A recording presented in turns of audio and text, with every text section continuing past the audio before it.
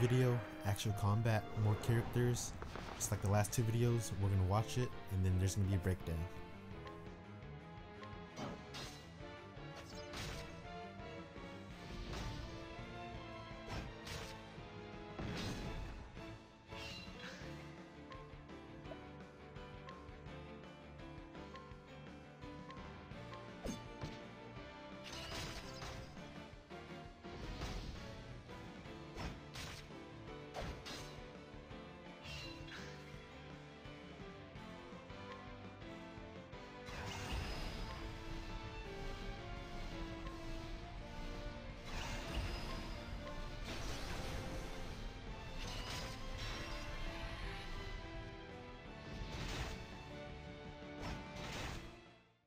So before we get into combat, we can see this little blue icon on the map. This represents the enemy's location. Going further into the video, we now come upon the battle screen.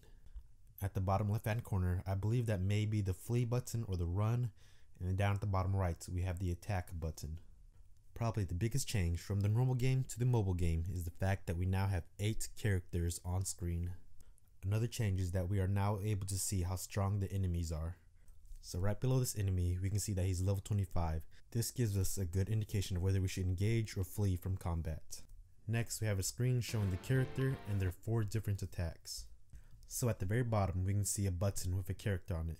This allows you to change them with whatever character you have paired them up with. So going into combat, those 2 characters that we selected are now swapping out for each other. The character in the back now comes up front and attacks and replaces her.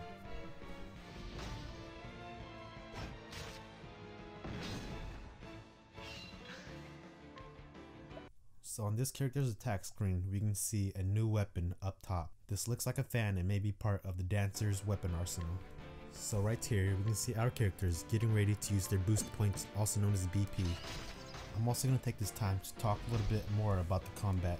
So from the video and the trailer, we can see that all of our characters attack at the same time. Before attacking, you can set each character's action and swap them out for another party member, preferably for one who has an advantage in battle. Also, if you notice in this video, all the characters attack in the same order. Speed in this game may work a little differently than it did in the main game. In the main game, having the highest speed doesn't always guarantee you the first attack. However, from this video, I believe that speed will have a big factor in determining what turn you attack on. With all characters attacking on the same turn, you will have to be careful about when to break and when to boost on the enemies.